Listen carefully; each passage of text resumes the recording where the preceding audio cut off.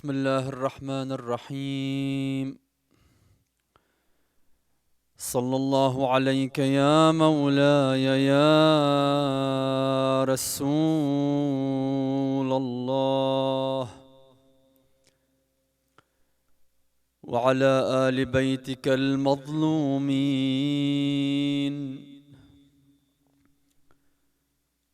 صلى الله عليك يا مولاي يا أبا عبد الله، يا رحمة الله الواسعة ويا باب نجاة الأم غريب كربلاء. يا ليتنا كنا معكم سادتي فنفوز والله فوزا عظيما. Au nom d'Allah, le miséricordieux par essence et par excellence, que la paix et le salut soient sur notre prophète Mohammed et sa sainte famille opprimée à Karbala. Que la paix et le salut soient sur toi, mon imam al-Hussein. La bonne grâce d'Allah et la survie de l'islam. Si seulement nous aurions été avec vous, mon imam, nous aurions remporté une immense victoire. ما إن بقيت من الهوان على الثرى. Mon imam al-Hussein meurtri sur la terre de Karbala, décapité pour 3 jours sous le soleil ardent, laissé sans linceul. ملقا ثلاثا في ربان ووهادي، لكن لكي تقضي عليك صلاتها زمر الملائك فوق 7 شداد. Est-ce que ton corps a été laissé sur la terre de Karbala pour que les anges prient sur toi? لهفي لرأسك وهو يرفع مشرقا كالبادر فوق الذابل الميادي. Qu'en est-il de ta tête, mon imam, semblable à une pleine lune portée sur une lance, ô petit-fils du prophète Mohammed? Et qu'en est-il de ton corps qui a été envahi par les flèches et piétiné par les chevaux de l'ennemi? لهفي على الصدر المعظم يشتكي من بعد رشق النبل رضاج يادي. إنا لله وإنا إليه راجعون. وسيعلم الذين ظلموا آل بيت محمد أي منقلب ينقلبون والعاقبة للمتقين. Certes, nous sommes à Allah et c'est à lui que nous retournerons et la fin heureuse sera aux pieux. L'imam al-Rida alayhi salam, il dit: ô fils de Shabib, le mois de Muharram est le mois au cours duquel les gens de l'ignorance dans le passé interdisaient l'injustice et la lutte pour sa sainteté. Ce que cette nation n'a ni su ni respecté, la sainteté et la personnalité sacrée du prophète. Ils ont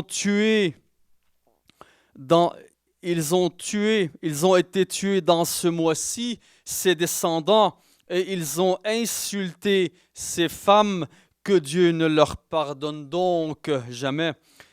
Al-Imam al-Rida, paix sur lui, il continue en disant: Ô fils de Shabib, si vous pleurez pour quelque chose, pleurez Al-Hussein, fils de Ali ibn Abi Talib. Que la paix soit sur eux. Il a été égorgé comme le bélier est égorgé. Il a été assassiné en sa compagnie. 18 hommes de sa famille qui n'ont pas de comparable sur terre. Et les 7 cieux et les terres l'ont pleuré. Alors pour commencer cette lecture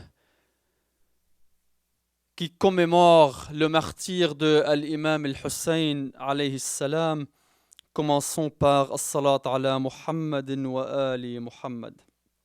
Allahumma salli ala Muhammadin wa ali Muhammad wa ajil farajahum. Il est essentiel pour qu'on se remette dans le bain, pour continuer ce que nous avons commencé dans la lecture hier, où nous avons cité des versets coraniques qui ont été révélés à propos de Ahlul Bayt, alayhimus salam. Nous avons aussi traité des faits historiques. Revenons un peu en mentionnant les idées, plaçons en ordre les idées que nous avons présentées. Nous avons commencé alors par mentionner les versets coraniques qui ont été révélés à propos de Ahlul Bayt, alayhimus salam, à propos de Muhammadin wa Ali wa Fatima wa al-Hassan wa al-Hussein, tant cités et confirmés dans les écoles, dans l'école chiite que dans l'école sunnite. Et bien sûr, les références, elles sont là. Il suffit de les vérifier. Nous avons mentionné 2 auteurs très importants où vous avez la chance d'aller consulter les références en français. Ce sont Sayyid Sharaf ad-Din dans son livre Les correspondances, et le deuxième c'est Sayyid Murtada al-Askari dans son livre Les repères des 2 écoles. Ce sont là 2 livres qui sont disponibles en français. Prière de les consulter parce qu'ils sont d'une valeur incomparable. Après avoir cité les versets coraniques révélés à leur propos, Ahlul Bayt alayhimus salam, nous avons présenté, ou encore avant de présenter les faits historiques, nous nous sommes demandé une question: pourquoi les musulmans vivent dans la discorde? Pourquoi ils sont divisés? Nous avons répondu à cette question en commençant par dire que Allah subhanahu wa ta'ala, qui a instauré l'islam, cette doctrine divine, ce système de loi, il a été instauré qui concorde avec l'innéité de l'être humain, avec sa conception originelle. Qu'est-ce que ça veut dire? Ça veut dire que si la raison de l'être humain interdit le mal et recommande le bien, il en est de même pour l'islam. L'islam aussi, à son tour, il interdit le mal et il ordonne le bien. Tout ce qui est loi, tout ce qui est bien, tout ce qui est mal, al-Hassan, al-Qabih, la raison, méditer, réfléchir, penser, si l'être humain, il donne de l'importance à ces choses, il en est de même pour l'islam. C'est ça qu'on veut dire que l'islam, il vit dans un état harmonieux. Il concorde avec l'innéité ou encore al-fitra lil-insan, sa conception originelle. On avait répondu à ça. Ensuite, nous avons dit que malheureusement, si le Coran il a été protégé est sauvegardé par Allah subhanahu wa ta'ala, il n'a pas été de même pour la tradition du prophète Muhammad sallallahu alayhi wa alihi wa sallam. Le Coran est le miracle de l'islam. Comme il a été révélé, il restera de même jusqu'à la fin des temps. Aucun ajout, aucune soustraction. Il a été sauvegardé par Allah subhanahu wa ta'ala. Quant à la sunna du prophète Muhammad sallallahu alayhi wa alihi wa sallam, est-ce que ça a été le cas? Malheureusement, certains transcripteurs ou encore certains compagnons qui ont transmis les hadiths du prophète Muhammad sallallahu alayhi wa alihi wa sallam pendant les 14 siècles, il y a eu des fautes, il y a eu des erreurs. Pourquoi? Maintenant donc, les musulmans peuvent vivre dans la discorde parce qu'ils ne se sont pas rapportés à Ahlul Bayt alayhimus salam qui sont infaillibles. Qu'est-ce que ça veut dire infaillible? Ça veut dire qu'ils ne tombent pas dans l'erreur. Ils ne pensent pas en faire. C'est pour ça qu'il faut se rapporter uniquement à eux. Est-ce que c'est le cas de la plupart des musulmans aujourd'hui? Non, malheureusement. Donc ça aussi, c'est une autre réponse. Pourquoi les musulmans, ils vivent dans la discorde. Nous avons dit aussi qu'il y a eu de l'infiltration de discours, non seulement de l'infiltration, mais aussi de l'invention de certains hadiths qui ont été entrés dans la civilisation musulmane, et ceci a fait en sorte que certains, ils se sont déviés. Pourquoi? Parce qu'ils n'ont pas cherché à connaître le vrai du faux. Ils n'ont pas mis sur le point une recherche juste, ferme et précise pour qu'ils aillent savoir est-ce que ces choses sont véridiques? Est-ce que cette référence, elle est vraie? De qui viennent cette référence? Donc la falsification, l'invention des hadiths par certains personnages tels que Kabrul Ahbar, tels que Tamim ad-Dari, ou encore d'autres que nous avons cités hier pour ne pas reprendre le même sujet. Ceci a fait en sorte que certains se dévient premièrement. Ceci aussi a fait en sorte que des clans soient créés, ce qui a fait en sorte que certains se prennent pour des savants et ils ont commencé à instaurer ou encore à rentrer des lois, à créer des lois dans l'islam, à interpréter le Coran à leur manière. Et c'est là encore une fois qu'ils ont réussi malheureusement à faire dévier une très grande partie des musulmans.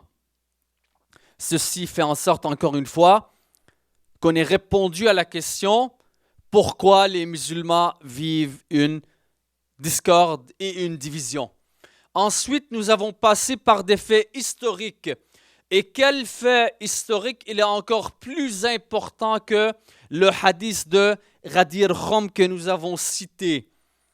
Quand on parle d'un nombre très grand de compagnons qui ont été présents lors de ce discours du prophète Muhammad sallallahu alayhi wa alihi wa sallam, on parle d'environ 100 000 personnes, de 100 à 120 000 personnes.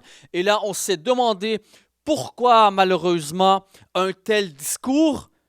Et aujourd'hui, nous allons en citer d'autres qui viennent de la part du prophète Muhammad sallallahu alayhi wa alihi wa sallam. Pourquoi de tels hadiths, ils sont niés? Pourquoi ils sont effacés de l'histoire? Pourtant, Pourquoi, certains ils disent que ce sont des hadiths qui ne sont pas vrais. Mais écoutez, là je vous pose une question. Si certaines personnes, on ne peut pas les convaincre ni par nos livres, ni par le Coran, ni encore par des hadiths qui sont transcrits dans leurs propres livres, alors pourquoi essayer de les convaincre si on n'arrive pas à s'entendre sur ce point? Ça, c'est grave, c'est très grave. Alors, à quoi vous croyez ces personnes-là? Je m'adresse à ces personnes-là qui veulent absolument dire que ce que les croyances des imamites, ils disent, ce sont des références ou des notions qui ne sont pas vraies. Mais si je vous donne les références qui sont dans vos propres livres, pourquoi alors ne pas croire? Alors à quoi vous croyez? Donc ça, c'est très, très important à souligner. Et là, nous allons continuer, après avoir présenté les notions hier, nous allons continuer à présenter les notions du prophète Muhammad sallallahu alayhi wa sallam et des discours de nos saints imams qui vont nous dire, qui vont plutôt interpréter certains versets du Coran. Allons voir ce que dit l'imam Ali alayhi salam à propos des connaissances. Si je vous fais part des grandes connaissances que j'ai, vous allez vous perturber. Ça, c'est un hadith qu'il avait dit à son compagnon, un des compagnons les plus fiables, c'est les plus fiables qui ont accompagné l'imam Ali alayhi salam, et c'est Kumayl ibn Ziyad. Il continue en lui disant: Ô Kumayl, ici sont présentes, en frappant sur son torse, l'imam Ali alayhi salam, ô Kumayl, ici sont présentes des connaissances immenses. Si seulement je peux lui en trouver un porteur. Alors qui peut porter toutes ces connaissances, ces révélations de la part d'Allah subhanahu wa ta'ala, qui ont été révélées à Muhammad sallallahu alayhi wa sallam, qui à son tour en a fait part à l'imam Ali alayhi salam, qui encore à son tour les a transmis à ses successeurs qui sont ses fils, en commençant par l'imam al-Hassan alayhi salam, en continuant par l'imam al-Hussein, paix sur lui, et encore 9 de ses fils. Il continue en disant: Jean, si vous voulez réfléchir et méditer, alors réfléchissez à propos des créatures d'Allah subhanahu wa ta'ala. Faisons le lien avec le Coran. Ce que présente Al-A'imma, paix sur eux, ce que nous disent les imams, et ce que nous dit le prophète Muhammad sallallahu alayhi wa sallam, est-ce que c'est des choses avec lesquelles on peut faire un lien direct avec le Coran? Absolument. Regardons ce verset de Surat Ali Imran, verset 7. Bismillah ar-Rahman ar-Rahim. C'est lui qui a fait descendre sur toi le livre. Il s'y trouve des versets sans équivoque qui sont la base du livre, et d'autres versets qui peuvent prêter à des interprétations diverses. Les gens, donc, qui ont au cœur une inclinaison vers l'égarement, mettent l'accent sur les versets à équivoque, cherchant la dissension en essayant de leur trouver une interprétation, alors que nul n'en connaît l'interprétation, et c'est là la clé, à part Allah. Mais ceux qui sont bien enracinés dans la science disent: nous y croyons tout est de la part de notre Seigneur, mais seuls les doués d'intelligence, s'en rappellent. Surat Al-Imran, verset 7. Ar-rasikhuna fil ilm. Ici, nous avons deux preuves. On peut parler de deux sortes de preuves que les enracinés dans la science, dont fait référence ce verset, ce sont Muhammad wa Ali Muhammad. Premièrement, une preuve rationnelle. Une preuve rationnelle, donc, qui découle de la raison.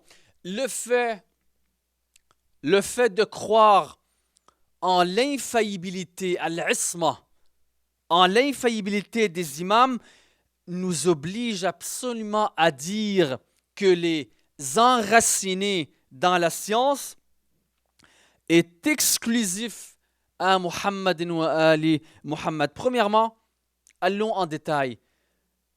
Qui a révélé le Coran au prophète Muhammad sallallahu alayhi wa alihi wa sallam? C'est Allah subhanahu wa ta'ala. Y a-t-il des erreurs dans le Coran? Absolument pas. Est-ce que Allah azza wa jal peut faire ou peut tomber dans l'erreur? Absolument pas. Ça, c'est un fait auquel on y croit à 1000%. Il a été révélé à Muhammad sallallahu alayhi wa alihi wa sallam. Une vérité absolue qui ne tombe pas dans l'erreur. Est-ce que le prophète peut tomber dans l'erreur ou peut révéler des choses auxquelles il peut faire des erreurs? Absolument pas, c'est pas logique. La raison le refuse. Demandez ça à votre raison. La raison refuse que le prophète sallallahu alayhi wa alihi wa sallam peut tomber dans l'erreur. Pourquoi? Parce que si le prophète Muhammad sallallahu alayhi wa sallam tombe dans l'erreur, alors, wal'iyadhu billah, Allah subhanahu wa ta'ala tombe dans l'erreur. C'est aussi simplement que ça. Alors Allah subhanahu wa ta'ala qui ne fait pas d'erreur, qui est juste, qui est équitable, où il n'y a aucune injustice dans ses lois ni dans ses décisions, a révélé ce Coran à son prophète qui, pareil, ne commet aucune injustice ni dans ses lois, ni dans ses décisions, ni dans ses comportements, ni dans ses actions. Le prophète Muhammad sallallahu alayhi wa sallam, lui qui a tant dit « Aliyun ma'al haqq wal haqqu ma'ali ». C'est vrai ou pas? Alors les notions qui ont été transmises à l'imam, c'est pareillement, c'est les mêmes preuves, c'est les mêmes propos que je viens de dire. Donc l'imam, il est infaillible, il ne tombe pas dans l'erreur. Donc là, on parle d'une preuve rationnelle.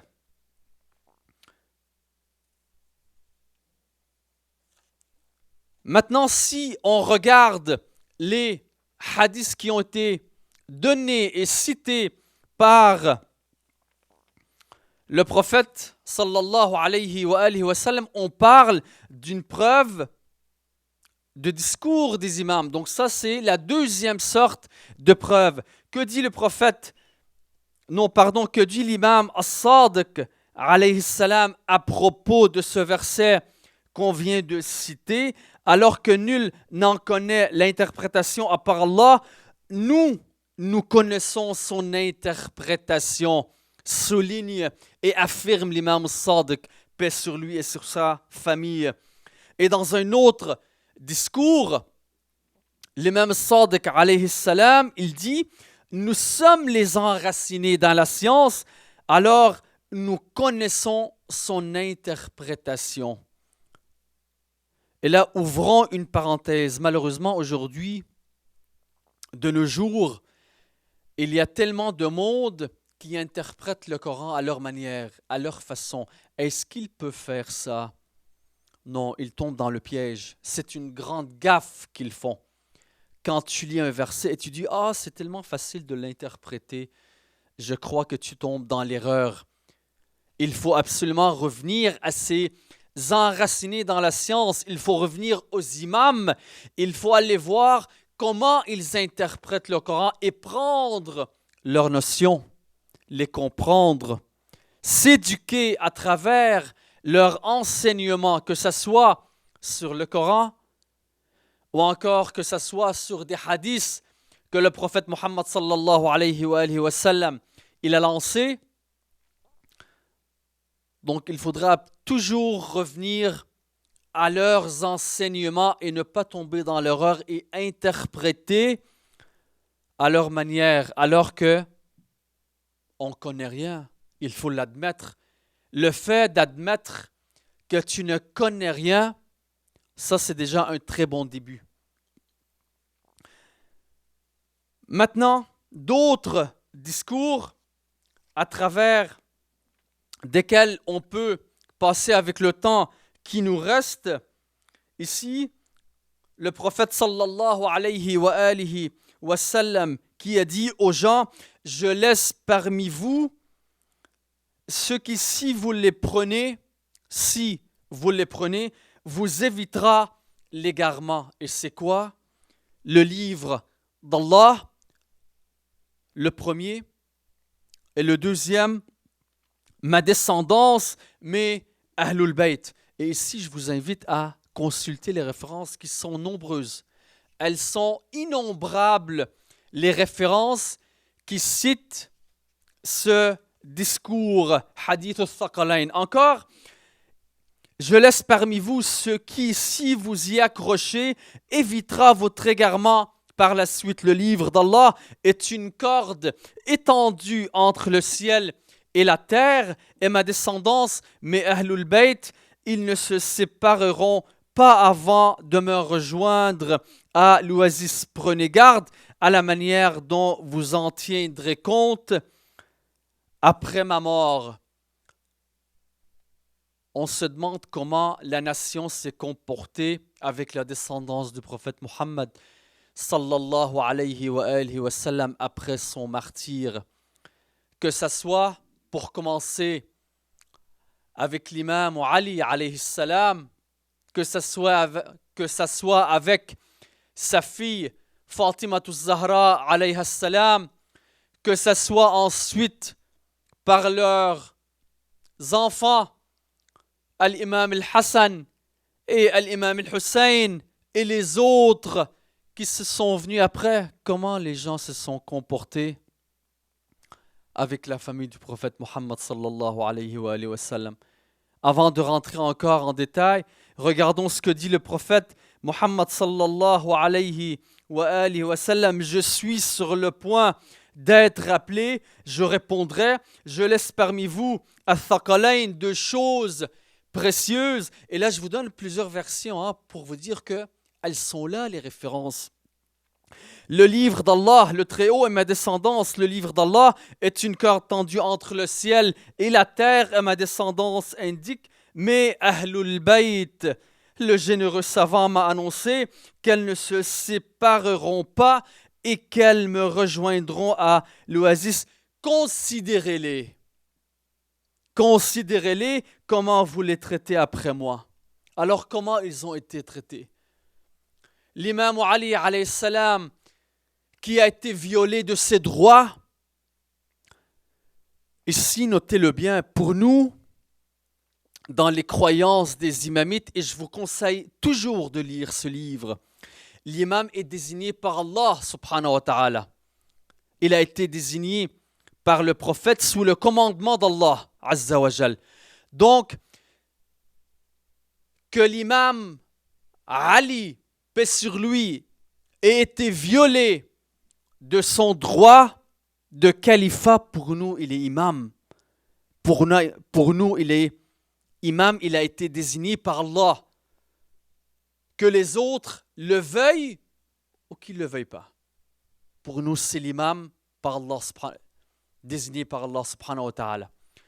Donc, les diverses tragédies qui ont été commises pour Ahlul Bayt alayhi salam après le martyre du prophète Muhammad sallallahu alayhi wa sallam, en commençant par l'imam Ali alayhi salam, ou en continuant par avoir maltraité sa fille Fatima Zahra alayha salam, de la part de certains que vous connaissez, lisez l'histoire, ou encore par le martyre de l'imam al-Hassan qui a été empoisonné sous l'ordre de Muawiyah, ou encore par la guerre qui a éclaté entre Muawiyah et l'imam Ali alayhi salam et qui a continué entre Muawiyah et l'imam al-Hassan, paix sur lui, encore en venant au martyr de l'imam al-Hussein alayhi salam, qu'on commémore aujourd'hui.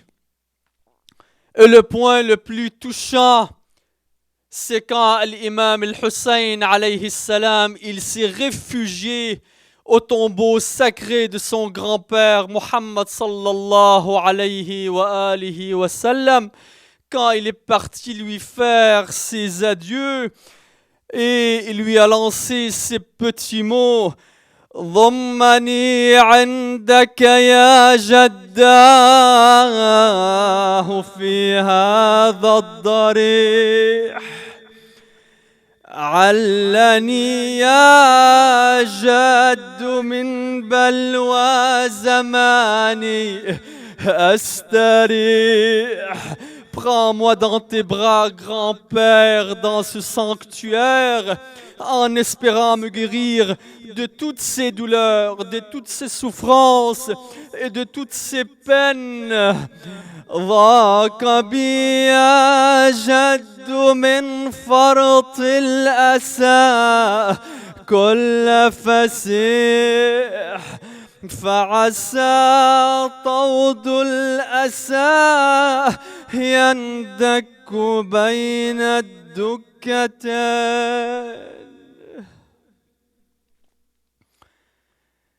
إنا لله وإنا إليه راجعون. وسيعلم الذين ظلموا آل بيت محمد أي منقلب ينقلبون والعاقبة للمتقين. Certes, nous sommes à Allah et c'est à lui que nous retournerons, et la fin heureuse sera aux pieux. Prions Allah subhanahu wa ta'ala au nom de Al-Hussein alayhi salam et de sa famille et de ses compagnons qui sont tous tombés en martyrs lors de ce jour à Karbala, le 10e de Muharram.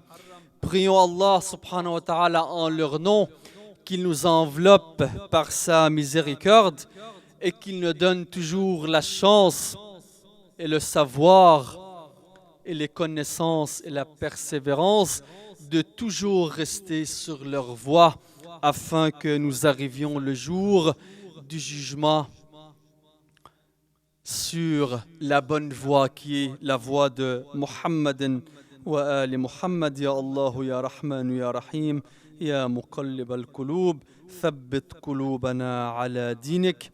Wa sallallahu ala Muhammadin wa alihi al-Tahirin. Et que la paix et le salut éternel soient sur le prophète Muhammad et sa sainte famille.